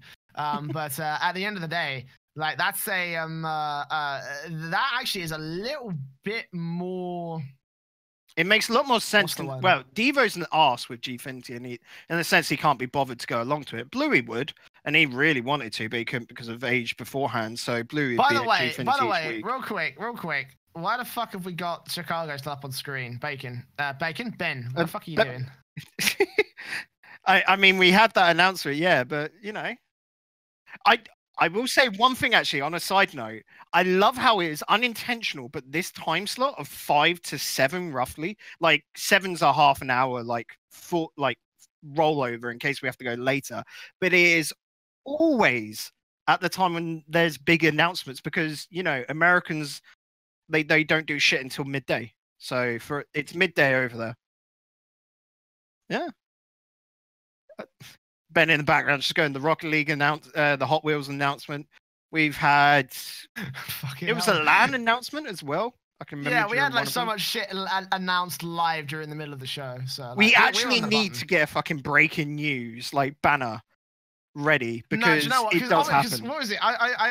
We were talking about getting like a what was it, an animated intro, like a hype intro, sort of like getting everyone hyped for the show. What's it? What's the word? Ah, fuck! I've completely. Yeah, no. Yeah, we're gonna do that, but then, I've completely lost my train of thought. Fuck. This is a complete shit show. Next one. Can we leave Fnatic alone? Right. Let's just scratch all this. Go back to the show plan. Fnatic conversation is over. Let's talk about complexity next. Because complexity. Fuck, this roster is completely shit. We've already sort of gone over complexity in that. Have we really? Yeah, I did it earlier of how a lot going. We only talked about the mouse sports side of things because there's other sort of rumors to talk about. And Mockner's going to Secret to replace Dilacto, and that then leaves Greasy without a team. And yeah, we went over it. Did we? Yeah, good that one of us was paying attention. Yeah. Fucking hell, man. I'm all over the place this new year. I don't even know what the fuck's going on anymore. Long hangovers, man. Yeah, I've been hungover since New Year's Day, so Annie up. Yeah. But you know, I mean, I did want to go into this a little bit more detail because obviously talking about mouse sports, the idea is that a lot will replace Skyline. And this is actually a bit more tangible from my perspective, because obviously we're in touch with the Swiss scene. We talked about the idea of certain Swiss players coming back in terms of at TCS, and there we've was sort of like pulled collars, like yeah, it could happen. That's you know what, that roster move was a little bit more tangible to me. in the idea that Skyline will return to the Swiss scene. It makes sense based off of what I've heard, based off of what I've understood. Basically, for a season, because maybe. Skyline's an RLRS player through and through. The problem is, again, getting picked up within the next 2 months and trying to form a team. It's a little bit awkward to do because he's not allowed in the Renegade Cups, where he's an RLCS player still, class. Even if, like, it came out today, you're kicked off the team, Skyline's up and all of that. Because he is in the last RLCS season, he's not allowed to play in this last month of Renegade Cup. I mean, that wouldn't happen because it's already on the way, but you get what I'm saying. So for him to come up with a team, like I said, without any G-Affinities, without any constant practice, any grind going on, we'll just have to wait until signups for RLRS. And I actually wonder who he's going to pick up. And I think it is going to be one of the Swiss teams, you know, not going to put any names out there, but probably go back to Servette Geneva as your best bet. Not going to put any names out there. Servette Geneva. Probably fucking them. You are so fucking inconsistent. I swear to God. No, that's just called humor, mate. It's just like, I'm not going to do it, but it's like, you know, when you're there, I don't mean to be rude, but you're a bit of a cunt, you know. So yeah, that's basically what you just did right there, except with Servette Geneva. I mean, it's the logical step. Otherwise, I mean, any of those teams are fucking like tooth and nail, trying to snatch them back. Lausanne prior to recently, we're also thinking, we're also looking at roster moves. I mean, obviously they have in place of Kiva. Yeah. But you know, prior to that, there was the idea that Kiva was going out, so who's going to replace him? And that was what I initially was thinking. Right, that's a fucking good move. I wonder how that got about, because it was Kiva. Like, I think it was seriously just Kiva getting a little bit arsey, thinking he's dropping out, mirroring just being the natural pickup because he's fucking nuts. And then it was like, oh no, I'll just sub for the rest of the season. Why not? Because no one else wanted him. I don't know what the specifics on that like particularly. Yeah, I love Kiva. Kiva's great. But he just got a little bit rude timing it, got everyone's backs up. I mean, to be fair, he did. Him and his team did capitulate in the TCS finals. So you know, I can't really blame him for getting salty. But that, again, we're getting sidetracked. So let's try not to get sidetracked again, and focus back on this. So, like, you know, what kind of complexion would a lot sort of have on the mouse sports side more than anything else? And how would that change things for that roster? Because personally, I haven't actually been following mouse sports other than their sort of like ever since they dropped off after that Dignitas result back in the RLCS. And they are still in the RLCS for the next season. But they need a leader. That is Mouse's problem at the moment. They need a leader, a captain, and that's what a lot will bring. You know, I'd actually prefer Pashi to go over to them instead of a lot, personally, because I think he'd do a better role at that. And Tigray can be a nut striker if he wants to. Same with Alex. But that is my sort of point. Mouse Esports needs a captain. And at the moment, you've got two that are quite easily up for grabs, you know, if that makes any sense. Yeah, I certainly can see that, honestly, from the Mouse Sports camp. Actually, those are two actually very viable options. I agree with you.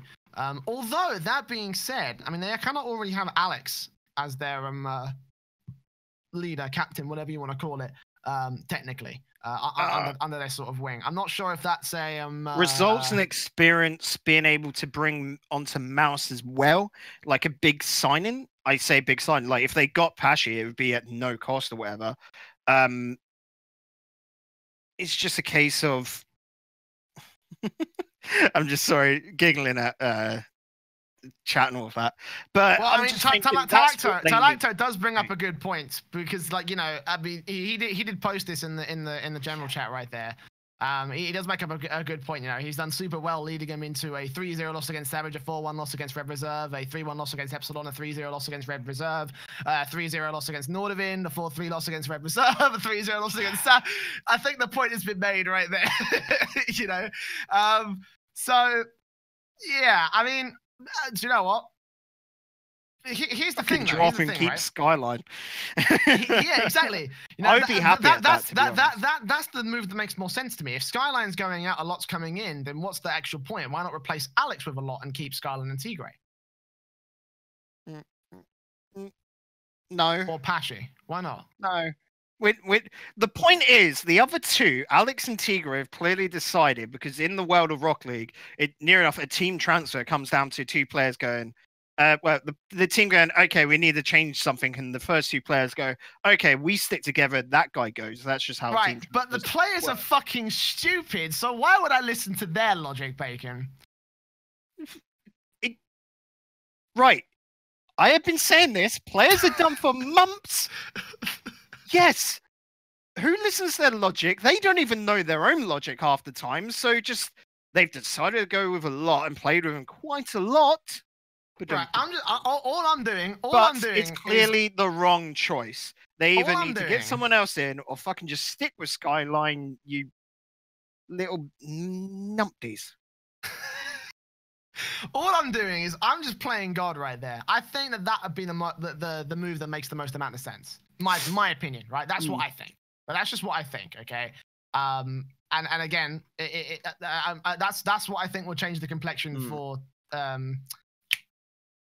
fucking, you know. I can understand the choice of player and the change, but like I said, a lot just clearly isn't getting the results, and they need to just go, okay, we'll stop using a lot and we'll look for someone else. Like I said, I would love to see Pashy on that, because there is no way in hell he's not RLCS caliber. He's not the best player, but he plays the role of a captain, and that is completely different to being your scrub killer, being your K-Dot, being your Fairy Peak. And I've just named the Vitality roster coming up without intentionally thinking about it. But you know what I mean. He's not your Turbo. Yeah. Jesus. Fucking hell. Christ on a Vendy bus. Yep. Right. Well, I mean, next one. Yeah. Let's just move on. Let's just move on to the next team, because obviously there've been some roster discussions, decisions, move ideas from the Dignitas side. And before we get into the specifics of what we're talking about with Dignitas and who they can move here and where, do we think that any move for Dig is a good idea? Like the way that I see it is that they had two tournaments, admittedly the biggest tournaments of the year, but they had two tournaments where they completely capitulated, and like any sort of roster move based off of that is a bit of like a oh shit, things are breaking on my desk. Any sort of roster move is sort of acting in a bit more haste than anything else, in my opinion. So I want to just gauge your thoughts on that. Do you think that any roster move for Dignitas is a good idea? Yes and no. So in fighting for the team is always bad. I said it before, I think we went over this, and it was like a case of just get a coach in and work on them as a team mentally, like a player house would be fantastic for them to actually just get along once again. But from the rumors, the whole move of K-Dop going over to Vitality, K-Dop's getting offered more money. I can't knock him down. He's playing with his best bud, Fairy Peak, and he's got that. I'm trying not to think of an offensive little name for Scrub Killer, but the young lad from Scotland as well there, who is not a talent as well. Like, it makes sense. Vitality could be the second best team in the whole of EU next RLCS if that transfer goes through. And K-Dop, I'm pretty sure, with an extra few K a year in his bank account, I can't see a reason not to go for it. You know, be quite happy. He's having a couple of fights with Turbo, and clearly the most interchangeable player in the team when you've got your captain, Violent Panda, and Turbo's, well, Turbo, he's the, you know, fucking free time. And well, they've always been there for each other through thick and thin, you know? Yeah, so it makes no sense for any of the other two to go. If he's being offered a better contract, you know, play with other people, maybe have a little change up a pace. Yeah. The bigger question is just who goes to Dignitas, because everyone's got to be clawing at that spot, you know? Well, that's where the other rumor that popped up on Liquipedia also comes to fruition. Yukio to Dignitas. Oh man. Why? Like, yeah. Anyone from Flipside's going, it's Cooks, because they just want to basically make a big boy statement and get Cookser over, but that's not going to happen because Cooks here owns part of Flipside or some shit. I can't remember the exact logistics of it, but you'd be going for the best player and essentially once again try and reclaim that top in Europe spot, you know? I mean, Oh Jesus! I don't know about the truth of that whole like he owns a bit of Flipside sort of argument. I don't know how true that is. Some sort of sharing it, but he can sell them or whatever. I've not heard of this so far, so I couldn't tell you what's up with that. But for Yukio in particular, I feel like he just get lost in the Dignitas lineup. That's what happened a lot when he first joined Flipside, and it took him a very long time to really sort of like crack him out of his shell and to like fit him into a team structure. Because we were saying it for ages, they just have to work on getting him into a decent striking position. And I think that from a team comp standpoint, this is workable. But from sort of like a where he'll fit in with the personality side of things is where the whole thing's going to fall down. Unless Dignitas want to work on things and like, just like buckle down, like, right, we're going to work with this young kid, Yukio. We're going to try to see if we can make him work in the place of K-Dop. I don't see that being a viability unless it's those circumstances. So K-Dop's role on Dignitas was always, as I said it earlier, sort of a midfielder that just puts on massive striking shots. Like, every single one of his hits is a boomer. It's past 100 kph. Who else in RLCS sort of plays like that? Like, you can't have a like-for-like swap. Dignitas will have to change up their style if they change K-Dop. And then who do you go with? Like, you just got to think, who would work alongside Violent Panda and Turbo Pulsar? And the biggest sort of answer is best players in the game right now, The biggest answer is just no one has a bloody clue who would fit that. My actual best bet would be Magnus if he could get back that form. Last season was a shit one for him. We've already gone through that, a bit like Fairy Peak, in the sense of, because he wasn't being laid up the shots, he wasn't getting them on. But they're not going to go for a player that's just been demoted onto arguably, the fabled Dignitas side. It's just a case of no one has an idea of what's going to happen there. To me, like, no one has an idea how to fix Dignitas. That's the thing. That's the reason why I'm not really convinced on the idea that a move for Dignitas would be a good idea. I feel like, again, they need to work on themselves more than anything else, because they are a solid team. They're the most legendary lineup we have in this game right now. So again, I see two blips on the radar, and I think to myself, okay, they're pretty big blips, but they are blips at the end of the day. So for this, Dignitas will not want to make a move. The move will happen if Vitality buy out K-Dop's contract. And if you've ever seen the price that they have to pay to buy out, Vitality would be committing a fucking lot. So we'd be talking into triple K sort of standard here, generally, with the amounts of money that get thrown around. And if Vitality do that, I am incredibly impressed in their dedication to Rocket League as an esport. But again, that is a lot of money they'd have to pay out, because there's no way in hell that Dignitas's contract is ending up anytime soon. They would have been on a long-term contract. Yeah, they absolutely would have been. Like, I don't think that they would have signed like a short-term deal with them. So it's going to be very difficult to try and get that out for them. Especially because all of the organizations as well, they control the buyout prices. So they'll see a team like Renault Vitality knocking, and it's like, oh, you want to buy our player? Okay, here's X numbers of thousands of dollars that's like way overpriced and way overblown. And this is something that has happened a lot in the past. That's what it is. Yeah, it's a very bad game of Monopoly. But like, this is the thing about that, is like, it's not even that far off the truth, because they have done this before. Like all premier organizations in esports have done this kind of thing in all different titles. Call of Duty, I know, has been kind of rife with it. Counter-Strike, especially as of late, in the last year, we've had some fucking egregious levels of contract buyout. Like, the first one that comes to mind is Na'Vi. They have arguably the best player in the world on their side, Simple.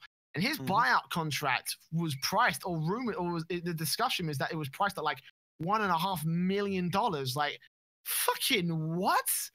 Like, that's no way he's getting paid that much for his fucking contract term. No way in hell.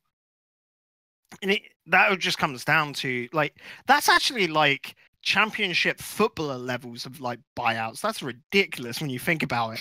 But it all comes down to Simple, in a lot of sense, would have had to agree that buyout You know, because this is always one of those points, like we were talking about Epsilon earlier, is when you come down to that and it comes down to the buyout section, make sure that you get an agreed term, because if they go, oh, to be determined at that time, that's just basically letting it down so that the org that you're with, in that case, let's just say Epsilon, or in this case, let's say Dignitas, when it comes down to the moment that they're looking to go away, can just suddenly slap down however much they think they can get away with. Or if they don't want to lose that player, they just go for an extortionate amount and just keep a hold of them. It's just how it is. Like, make sure you get every single stat down. And that's the point, you know. If you've got a two-time world champion that you're about to sell off, like, of course you're going to ask for a stupid price from a Renault Vitality, you know? Like, you know, they got money to burn, you know. And again, it's going to be a large commitment for them, even because they are technically their own separate brand. They're sponsored by Renault. You know, it's a lot of money to try and commit if you are kind of in that sort of level. So you got to think of the higher ups. You know, how are they going to feel about it? How are they going to go? You know, do we want to commit this amount of money? Do we want to let you go ahead and buy this player? Do we want to give this away to one of our biggest competitors? Yes, That's no, maybes. Again, it's a lot of questions, about that. So, you know, whether that move will actually happen is another one entirely. But again, that's another story for another day. Because Dignitas still, I feel like, again, there's a little bit more left in the tank for this team. But we'll find out as things go with the DreamHack Pro Circuit and other such events. Now, let's talk about Nordavind for a little bit. And I'm putting this under the rumors section because I still think it is a rumor. Sorry, Liquipedia. Like, until it's confirmed and announced by the organization or the player, I don't want to consider it as fact. And I have listed it under their sort of thing as like, okay, well, this is official, you know, this is confirmed. But it's not been confirmed. Like, not in the public eye, at least. If it's not confirmed in the public eye, I don't think it's been confirmed. Then how can it be certain? Like, I get likely. How about highly likely or whatever? You know, not certain, because that's I don't know. Unless one of the players on a stream has said it, or like, why would you change gods on that team? Like, it's always been, and said it again many a time, data's the problem with that team, and it's purely because of the playstyle differences.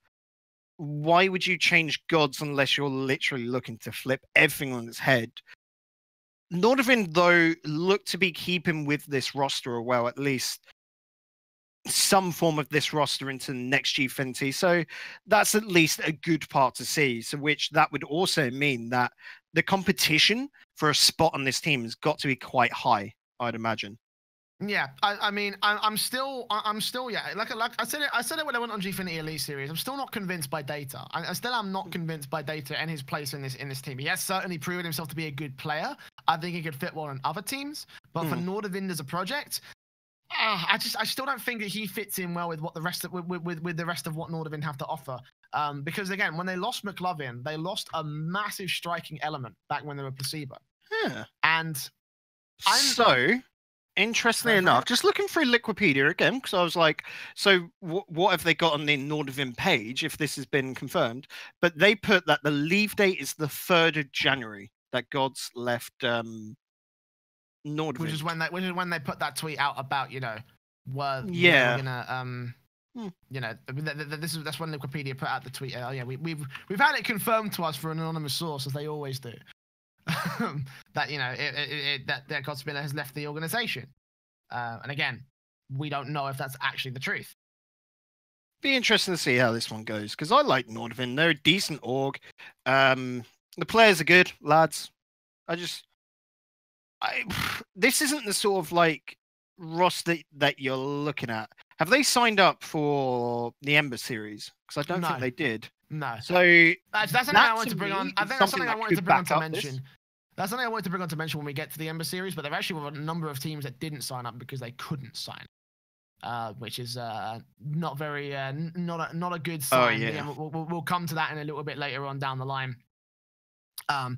As it stands for this, though, I just want to prod your idea. I just want to prod your brain a little bit and sort of like get your gauge on what do you think the players think in this Nordavind side. Do they think it's a good idea to drop Godsmiller? And by they, I of course mean, you know, Data and Al Dente. I can't say anything without getting a couple of people in the shit here, so I'm not gonna. No comment. They can know something that we don't, boys. I'm not saying anything. This is a no comment situation, but Fair enough. I'm not. I can't force you to say anything you don't want to say. But yeah, no, I agree with you. I don't think this is a good idea for Nordavind. I don't think Godsmail should be leaving the team. It's not. I don't think he has left the team. The thing is, it's not a good idea unless they pull someone better out of the hat. And it, like I said, it's a highly competitive spot. So who could they bring on? I could be looking at. I don't know. Because they're not linked into RLRS or RCS, they can do a complete flip just for craziness sake. Bloody Cheerios leaving the other two after this, leaving Bilbo and Sebadam after Renegade Cups. Let's just fucking say that Al Dente, who's the captain of the squad, just suddenly goes, you know what, Bilbo, Sebadam, come join me on Nordavind. You're G-Finity vets. They're going to fucking love you on the roster. Let's play out that. And unfortunately, Data is just left to the side. That is not an inside source. That's is purely speculation before someone sticks that on the fucking thing. If I was to come out with speculation that to me makes sense as the best move for them, that's what I would go with, essentially. I mean, that's a massive, that's like a massive sort of like shift away from what Nordavind had before, obviously. You know, that you got to remember, Nordavind as well have tried for so long they actually tried to pick up the Triple Trouble roster originally, but they didn't because they didn't have a Norwegian player. It came around to the G-Finity Elite Series finals, and they had to pick up a team, and they just went with, I think it was Placebo, because they're willing to go for a certain amount of money. That was pretty much it. It's weird how that works out. But yeah, for me, that makes the most sense in a world of uncertainty for Nordavind, because I could see Sebadam and Bilbo actually finally happy to get org that will pay them for one. And please. They love doing the fucking G-Finity Elite stuff. So, yeah. Might be worth it, honestly. Do you know what? I can see that move being viable, but again, we'll have to see whether that this gets whether a that actually fucking comes to inside. Can you, like, right, if anyone is listening, if that goes up as inside source, I'm going to edit and just say digital bacon bullshit. That is all that it's going to be. Bacon's bullshit. Endless rants. Oh. Right, well, that's going to be it for the roster rumors. Plenty, as you can tell, of like a shift in the landscape could certainly be coming in a massive amount of form for the rest of 2019. So make sure you keep it on lock to the rest of RLAfterShock, of course, broadcasting every week from here on out from 5 p.m. GMT. Of course, make sure you follow the Twitch channel at twitch.tv/RLAfterShock, the Twitter at RLAfterShock, and of course, follow the audio podcast version available on Spotify, iTunes, Google Podcasts, and like fucking 50 other platforms at this point. Holy fuck! Like I'm losing track. Swallow? What? I hate the word swallow. It just doesn't. I didn't say swallow. I said follow. I'm pretty sure you said swallow, and I was really weirded out by it, buddy. Did I say swallow the swallow the Spotify, I think it was, or something like that. I'm going back over and watching that. Swallow the Spotify is what probably why it's fucking made up in the middle of it. Right, fuck it. Right, so make sure you do all that shit. Of course, we're coming to the end of the show. In a moment's time, we're going to still cover the Ember Series, though, because obviously the first week of group stage play has gone by, and we've seen a number of different teams go to fruition. Bacon's just going to... Ben's going to flash up the groups up on screen right now, so you can just sort of see exactly what the results were. Only went through the first round of the semi-finals of each group, you know, the upper bracket semi-finals, so you can sort of see the various teams that made their way through. Coming up on Wednesday and Thursday, we're going to be doing the winners finals and the losers finals as well for each of those groups. So there's a little bit of a leeway they can go forward, but to be honest, I haven't really got many individual sort of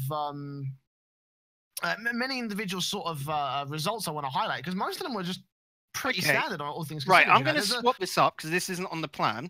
Ben, can you go through the results already? And Jay, from your experience of, you know, commentating over all of them, your 4 teams to look out for that aren't Savage or, you know, one of your givens to make it through to end, which is just Savage and Epsilon. I'm going to say Bilbo, Sebadam, and Cheerio, I reckon in this climate should make it through. But go on, give me your 4 to look out for. I'm putting them on the spot here, guys. Oh, bloody hell. Of course you would. Of fucking course you would, Bacon. Right, well, 21. 21 will be my first. They are currently in group what was it, Group F. So they're I don't think they'll win against Bilchadam in the upper finals, but they certainly will be able to get through the losers finals, in my opinion. And take down Team Sampy, was it? Which one? Yeah, Team Sampy. Now Mondevics and Wand. That's a good shout. Yeah. I'd say that they're pretty decent shouts. The shippers count? No, sorry, the shippers do count. Yeah, the shippers are also another one. The Shakamon, Ocelon, and Arju, and they were playing in Group H. I said to take on, to be honest. And actually, to be honest, maybe to be honest. Yeah, maybe to be honest. Then there's who else is there? There's one more team I actually did want to highlight. I can't remember what the name of them was, but I do remember their lineup. Who is it? Shit, I'm gonna have to go through the Liquid Bricks, maybe? Frisk, Saxon, and Didris? Oh, yeah, the Bricks. Yeah, of course. It was the Bricks. Yeah, the Bricks. I don't know how they've snagged that name away from Chakra, he's probably there on shippers being a bit upset. Because, that's his team. I don't think he gives a shit. I'm not going to lie. The Bricks will always live on. Yeah, they're competing in Group E, so they're up against the bus drivers, and I think they should be able to make it through towards the qualified in the upper position of the winners' finals. So there you go. Those are my teams to watch out for, Bacon, I think. That are not obviously the obvious favourites. I like it. What about you? What are your favourites for this one, Bacon? To be honest, I'm going to straight up fucking flip this out, man. To be honest, Stocky, Coca, and Rizex, I think they've got lots of potential still, and they're in a decent group for them. They're with shippers, actually. So I reckon it's going to be those two going through. So that's a fair enough shout. Well, we know Schnoozers, that's XL, so we got to give them that. They're definitely going through. I think Childish Gam Bim Bam could have a chance. Just trying to find out which group they are in, because they're a good team. They're against Savage, so rip that first match, of course. Rip that idea. But Boomer and apparently Prim? Who the hell are they? Noah, Cynical, and Candle. That's a decent team. Apparently Prime Noah, but nah. Tadaran, that's got that. And Boomers? I've never heard of this team. It's a very generic team name, which is always like a bad sign, really. Boomer, Creamy, Kofed, and S3B. No bloody idea who they are, and that's generally a bad sign. I mean, the only time that's been disproved was Brash back in the Grand Prix. You remember when they just turned up, but... Well, actually, I did kind of want to I did kind of want to bring that to the forefront of this conversation real quick, because there are a lot of unknown teams in this one, and a part of that is partially because of the weird scheduling issues that we had during qualifiers were easier. Is that it? You know, I should throw this out, by the way. You know, I am working for Copenhagen Flames on this project, so anything I do say is going to be coloured in a bit of a different light. I don't think a lot of that is Copenhagen Flames' fault, though. Because there is some... I'm going to say me saying qualifiers is easier as BS. The only teams which I've never heard of coming through, Notorious Legion, Sorby generally aren't of a level to get here, but they've been around for ages. Yeah, that's pretty much it. Like, otherwise, these other guys would have been to this rough level or fighting for it, maybe just knocked out because they unfortunately had Savage or XL beforehand in their qualifiers.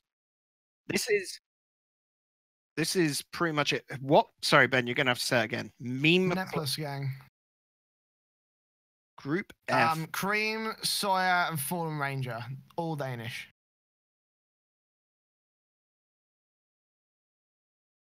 That was the team which I didn't know who they were. That is what, Creamy, Kofed, and S3B?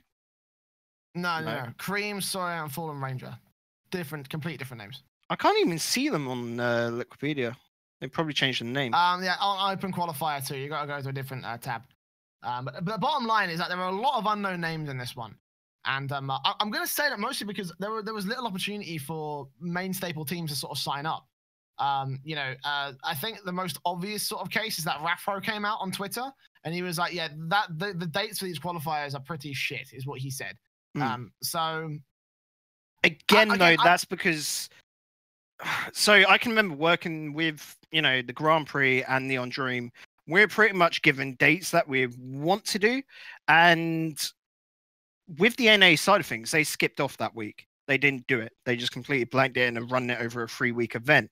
Now, I would imagine that it's Mythical doing the current one. They would have probably really had to work to get it like that, because Sonics wanted every Wednesday and Thursday to be, Rocket League, and that I can remember when we were looking at dates of January, the same days were sort of like on the board for us to do it. So it's just a case of they probably just took it at face value, didn't argue against it, and just went forward with it.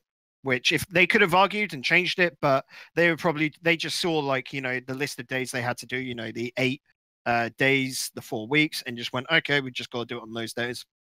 So again, I don't have any insight. I don't have any insight on that on my particular front. But I do know that obviously that Fuzz came out and he was like, "Yeah, look, this. We were given these dates and we had to work within our means." So that's what they did. They worked within those dates and they tried their best to sort of sort out the thing. I definitely think they probably could have pushed it back a week. And they certainly could have done maybe the qualifiers this past gone week and then focused on doing the group stage this next coming week. It does mean that we'll miss out on a lot of the matches that they wanted to put on, because they want to broadcast as much as is possible, which I think is a step in the right direction for Rocket League broadcasting, especially at the lower levels. Unfortunately, it just comes at a really, really awkward timing. If they did this during, I don't know, the fucking the November monthly or the October monthly, then there probably would have been a bit less of an issue about it, because obviously it's not middle of the New Year holidays, The only issue I have with it is just from what we've seen with players and teams, they're suddenly too busy on just random Wednesdays and Thursdays. So you run the risk when you're playing it like this, where you have more chances of DQs, if that makes sense. That's my only problem with it. But I like that more teams are getting the chance to be on the stream. That's always a benefit at this level. That's actually perfect for grassroots Rocket League, which this is. And I back that choice. Yeah, and I kind of back it myself, to be honest. It does kind of suck, though, that we did get to miss out on some teams that could have very easily made their way into the points table, or they could have very easily had a shot at making their space known. The two ones that come to fruition immediately, is the Rescue Whales and French Fries. Because obviously Rescue Whales are doing pretty good. French Fries have split up and they've all taken different parts. So, for example, Saxon's on the new Bricks roster. Arju is with Chacaron. Yeah, no, because I remember when we were talking about Bolo splitting up, and French Fries also split up. That's my mistake. Excuse me. But yeah, that Rescue Whales as well are one of the teams that we thought to ourselves, yeah, okay, that's a that's a team that probably could have made it into the top 12. Yep, they definitely, they're good enough if they're just stuck together, but they're seeing the chance here. And this is actually one which I don't blame French Fries for, if that makes sense. If you're Saxon there going with Ocelon and Chacaron, that is potentially a massive fucking roster that could make RORS next season. So I can't blame him on that sense. And we'll just have to see how it goes. But the other lads, like MCon, aren't going to split up. Sebadown, Cheerio, and Bilberg are sticking together for the rest of the Renegade Cup before they go their own separate ways, which it's seemingly with Cheerio leaving. Bolo, like I said, if they just remake themselves for the last month and get through, they'll do that because it's a guaranteed spot. And going forward gaming have stuck together. MCon and going forward gaming are really the only two there that look in the long term to be sticking together further than the Renegade Cup. Yeah, and again, that's partially what the Renegade Cup was supposed to be able to do, to keep teams together, to build up that sort of grassroots element. So that's what they've done. Thank fuck. Something good has come out of this. In terms of the grand scale of what grassroots has been able to do with itself. But yeah, there you go. That's some more Renegade things to talk about. Anything else we missed? Anything else you want to cover with the Ember Series before we head off? No, I think that's pretty much it. Ember Series, like I said, it hasn't, I would say, kicked off because you haven't had any proper eliminations. You had a qualifiers, but they were closed, they were off stream, weren't they? I will say, the open qualifiers weren't streamed. But I will say is that a lot of the matches that we had in the first couple of days, they were pretty much blowouts. Just because this group stage is there to weed out. Because seeding. Seeding was actually really, really good. All the top teams. Wednesday is when the big shit happens. That's always how it is. Yeah, Wednesday is when we do see the proper matches. So make sure you tune into that on twitch.tv/FlamesTV. Obviously, that's where the whole Ember Series is going to take place. They got Flames TV? I thought it was Copenhagen. What, did you not know? No, I thought it was Copenhagen Flames TV as it's the Flames TV Twitch channel. Damn, that's a fucking cool Twitch handle to have. Nice. It is a fucking cool Twitch channel. I love it. If I hadn't have thought of it myself, or if I had got there first, I would have fucking taken it. But I'm stuck with Switchblade J, so whatever. Shit name. Yeah, shit name. Fucking yeah. At least according to certain tournament organizers, but I'm not gonna go there. Right, we're gonna fuck off now because we're done. We're done for the week. A bit of a roller coaster week. I'm not gonna lie. We went up and down and all around with our fucking tangents and our rants and shit. But we're going to head off now. We're going to leave you for another week as we come back next week with even more of the Ember Series action, plus maybe some updates about some roster rumors. We don't know just yet. Again, it depends on how well these inside sources end up showing up, but we'll find out, of course. Bacon, any last thoughts for today on the Rocket League space? I think this is going to be the best transfer season yet, because not necessarily for EU, but NA, like we said, Chicago Day, that is a nuts move across. And that's always good for Rocket League. When you got a lot of movement, it's not the best of teams, but for enjoyment factor, like for us, it's always great fun. It is always great fun indeed. Well, again, we will catch you all next time. Of course, next Monday at 5 p.m. GMT is when the podcast goes live on Twitch, plus all the audio versions and such going out on YouTube and Spotify and what have you. Make sure you follow all of the regular platforms that I brought to mention earlier on during the show. And of course, follow the Twitter at RLAfterShock. Join the Discord as well. I forgot to mention that. We haven't got any mailbags as of yet. So if you want to ask us a question, we'll be happy to answer it on the podcast by typing exclamation mark Discord. You're all slacking. By checking the show. Yeah, you're all slacking. Or by checking the show notes on the podcast versions or the description in the YouTube version. So thanks again for watching. We'll see you back here for more from the Aftershock.